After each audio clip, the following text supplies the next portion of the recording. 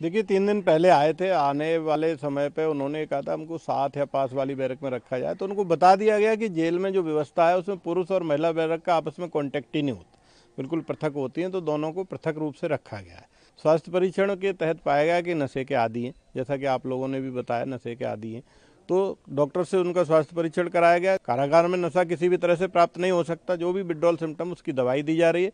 नशा मुक्ति केंद्र के माध्यम से उनका इलाज किया जा रहा है, काउंसलिंग की जा रही है, योग मेडिटेशन ध्यान में उनको हम लोग लगा रहे हैं। कल जो मुस्कान महिला बंदी है उसने मुझसे मिलने की इच्छा जाहिर की थी, तो मैंने उसको बुलाया, तो उसने कहा कि मेरे घर वाले मुझसे नाराज़ हैं, मुझसे केस मेरा नहीं लड़ेंगे, मेरा केस वो नहीं लड़ेंगे, अतः मुझे एक सरकारी वकील दिलाया जाए।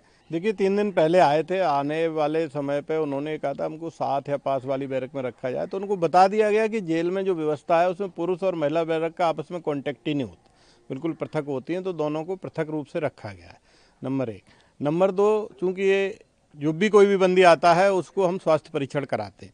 स्वास्थ्य परीक्षण के तहत पाया गया कि नशे के आदी हैं, जैसा कि आप लोगों ने भी बताया नशे के आदी हैं, तो डॉक्टर से उनका स्वास्थ्य परीक्षण कराया गया। जो नशे के विड्रॉल सिम्टम्स होते हैं, कारागार में नशा किसी भी तरह से प्राप्त नहीं हो सकता, जो भी विड्रॉल सिम्टम उसकी दवाई दी जा रही है। नशा मुक्ति केंद्र के माध्यम से उनका इलाज किया जा रहा है, काउंसलिंग की जा रही है, योग मेडिटेशन ध्यान में उनको हम लोग लगा रहे हैं। हमारा प्रयास ये है कि आम बंदी उनसे दूर रहें, बार बार उनके केस के बारे में न पूछें। कल जो मुस्कान महिला बंदी है उसने मुझसे मिलने की इच्छा जाहिर की थी, तो मैंने उसको बुलाया, तो उसने कहा कि मेरे घर वाले मुझसे नाराज़ हैं, मुझसे केस मेरा नहीं लड़ेंगे, मेरा केस वो नहीं लड़ेंगे, अतः मुझे एक सरकारी वकील दिलाया जाए।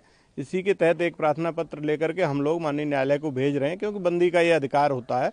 यदि कोई बंदी कारागार में निरुद्ध है और उसके पास निजी अधिवक्ता नहीं है, तो हम उसे सरकारी वकील दिलवाते हैं। इसके तहत हम कार्रवाई कर रहे हैं। सर, आप बता रहे हैं कि जब वो यहाँ पर आए थे जुडिशियल कस्टडी में, तो दोनों ने साथ साथ रहने की डिमांड की थी। ये बात सही है, आप सही कह रहे हैं कि वो डिमांड की थी, लेकिन उनको जेल का कोई प्रक्रिया जो होती है रहने की वो पता ही नहीं था, क्योंकि जेल में महिला जेल और पुरुष जेल का कोई आपस में कांटेक्ट ही नहीं होता। महिला में महिलाओं की, बंदी रक्षकों की, महिला डिप्टी जेलर की ड्यूटी रहती है।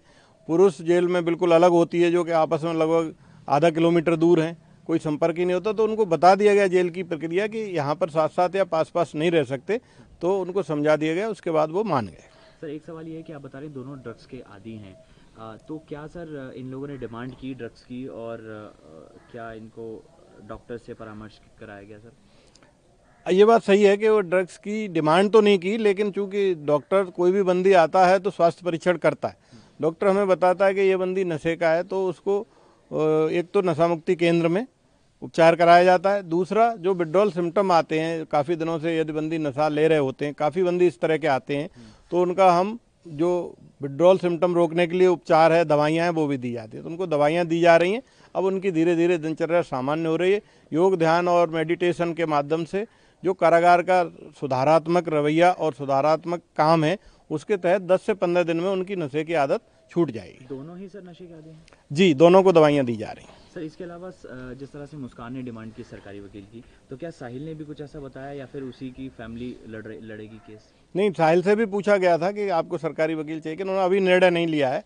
वो उसका कहना है शायद मेरे घर वाले लड़ेंगे या नहीं लड़ेंगे तब मैं बताऊंगा, लेकिन मुस्कान ने अपनी तरफ से ये डिमांड की है कि हमें सरकारी वकील दिया जाए, क्योंकि मेरे घर वाले मेरा केस नहीं लड़ेंगे। सर, एक इम्पॉर्टेंट सवाल ये है कि ये केस जो है काफ़ी ज़्यादा हाई प्रोफाइल हो गया, इंटरनेशनल लेवल पे इसकी खबरें चल रही हैं।